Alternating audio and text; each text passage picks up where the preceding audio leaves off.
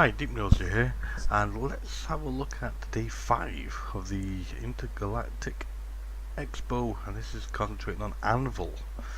Let's have a look again. We've got the latest episode of Galactic Tour. I'll put the link below. Right, let's look at some of these ships available. The Anvil Carrick, pretty much one of the better, or one of the kind of leading exploration ships.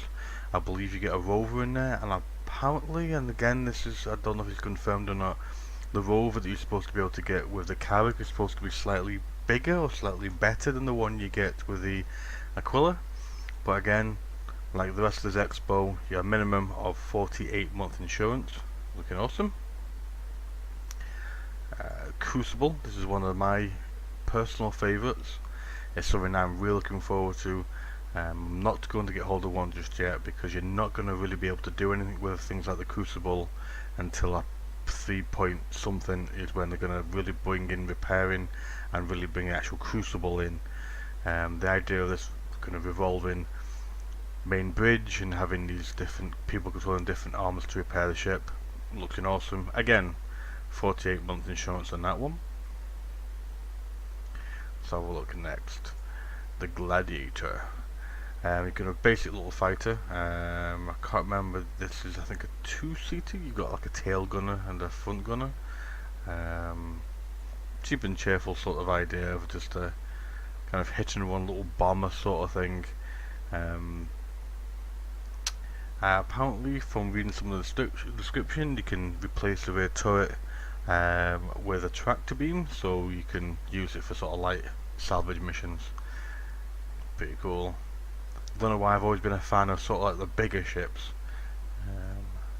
I do have a soft spot for the Hornet. The Hornet's one of the first ships I've got. Again, this is some of the civilian versions of the military one that you're going to get in things like Squadron 42. So pretty good craft. I remember playing some of the kind of early Crusader sort of releases, and it felt like when you were having to do any sort of combat missions, I felt like the Hornet was the best all-rounder, and it just performed so much better for my style. You also got the Terrapin. Terrapin, I've kind of have a little bit kind of, from some reviews you read online, are for and against it. It seems like basically what people forget is the Terrapin, what it's supposed to do is very basic in the way of a scanning sort of exploration ship, but what people forget is the fact that it's actually supposed to be quite heavily armoured. I mean, like proper armoured actual metals as well as shielding, so it's quite a hardy, ship that could defend itself very well. Some more Hornets available. You got the Horny Ghost. This is a sort of stealth ship to a certain degree, where it has lower missions and things like that, and void armor, so it's supposed to be able to kind of be cloaked to a certain degree for scanners. Quite good for covert missions. Again, I've mentioned this a few times, all this has got 48-month insurance on, which is amazing. You have the Tracker. The Tracker has a very, very large sort of booster array radar. It's quite good, the sort of thing you'd have in a squadron or even in a fleet to kind of track things, because if you're in a bigger sort of group, it's very difficult to hide that anyway. So if you're going to be out and about, you might as well have something quite big and presence there to find any nearby.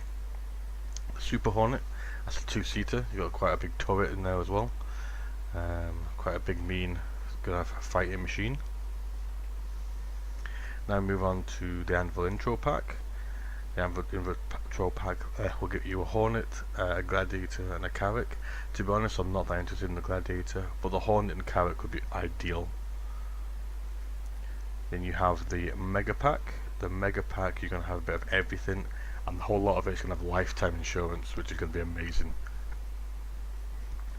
Again, for the past couple of expos, we're pushing the Saber Comet, quite a nice little fighter. Standard Comet and the War Bond version. If you're not too sure about what those versions mean, is a War Bond is you pay with money, whereas a standard version you can use credit for.